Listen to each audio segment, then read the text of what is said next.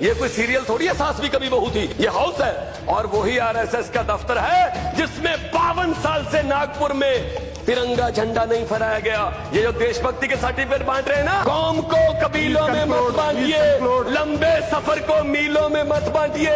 एक बहता दरिया है मेरा भारत देश, इसको नदियों और झीलों में मत बांटिए। अगर पब्लिक हमें वोट ना करती तुम भी यहाँ नहीं होते, फिर राज्यसभा में आना पड़ता है जेटली जी साहब की तरह। तो आइए लेकर चलती हूँ आपको।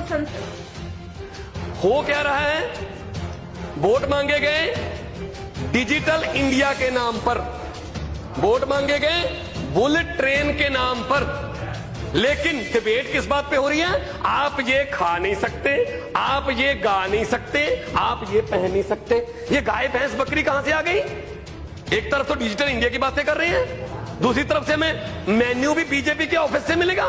क्या खाना है, गुलाम अली का गाना सुनना है या नहीं सुनना है? ये नफरत की राजनीति आ गई है।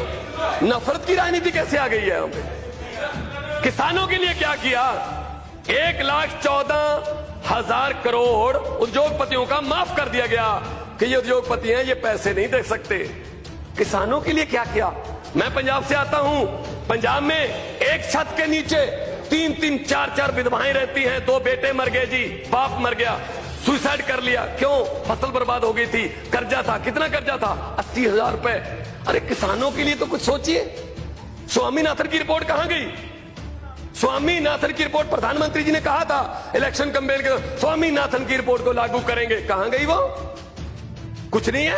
आपको ताज्जुब होगा, किसान अपनी बेटी की शादी भी किडनियां बेच बेच के कर रहा है। जो पूरे देश को रोटी खाना खिलाता था वो खुद भूखा सोने पर मजबूर है। आपने कभी पता किया है? अपनी कंस्टिट्यूंसी में देखिए हरसिमरत जी, अपनी कंस्टिट्यूंसी में। Bhagwant please address the chair, you have 5 minutes. हाँ, डोंट वेस्ट। ये हालत हो गई है। और ऊपर से ये दलित विरोधी सरकार है, दलितों को दबाया जा रहा है, गरीबों को दबाया जा रहा है। एचआरडी मिनिस्ट्री 5-5 लेटर लिख रही थी, वो चिट्ठियां नहीं थी, मौत के वारंट लिख रहे थे। एक इतना युवा, इतना टैलेंटेड हमारा यूथ आत्महत्या करने पर मजबूर कर दिया। उसके ऊपर उसके बाद एचआरडी मिनिस्टर जो है वो बड़े भाषण दे रही है, गुस्से में, इमोशन।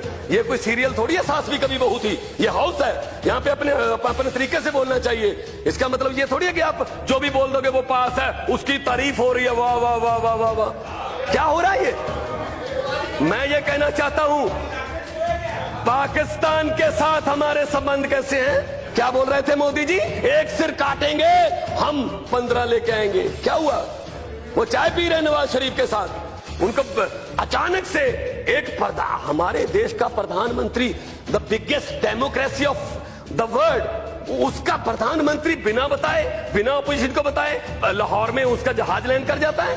हमें पता चलता, अच्छा अरे ये चाय पी रहे हैं क्योंकि इनके घर पे फंक्शन था, और ऊपर से वो कभी पठानकोट में, कभी दीनानगर में हमले कर रहे हैं। प्लीज क्या हुआ और प्रधानमंत्री जी जाते हैं आरएसएस के एक फंक्शन में, वहां कहा जाता है कि ये बहुत ही सच्चे संघ सेवक हैं, और वही आरएसएस का दफ्तर है जिसमें 52 साल से नागपुर में तिरंगा झंडा नहीं फहराया गया। ये जो देशभक्ति के सर्टिफिकेट बांट रहे हैं ना, ये देशभक्ति के जो हमें अब देशभक्ति के सर्टिफिकेट बांट रहे हैं, इन्होंने तिरंगा नहीं फहराया था 52 साल तक। क्यों? अफजल गुरु के बारे में बोला जा रहा है। अफजल गुरु के साथ हो या उसके विरोध में? मैं कहता हूं आम आदमी पार्टी अफजल गुरु का विरोध करती है। आप बताइए, पीडीपी जो अफजल गुरु को शहीद कहती थी, उसके साथ हो या उसके विरोध में हो? आप बताइए, अफजल गुरु के साथ हो या अफजल गुरु के विरोध में हो? बताइए। उनके साथ आप सरकारें बना रहे हो, उन्हीं के साथ आप सरकारें बना रहे हो। मैं ये कहना चाहता हूं, राजनीति में, डेमोक्रेसी में, लोकतंत्र में अध्यक्ष महोदय पहली बार हुआ है कि सीबीआई एक चुने हुए मुख्यमंत्री के दफ्तर पर रेड करती है, गोपनीय कैबिनेट के रजिस्टर भी ले जाती है। क्या मिला उससे? क्या मिला? कुछ भी नहीं मिला। ये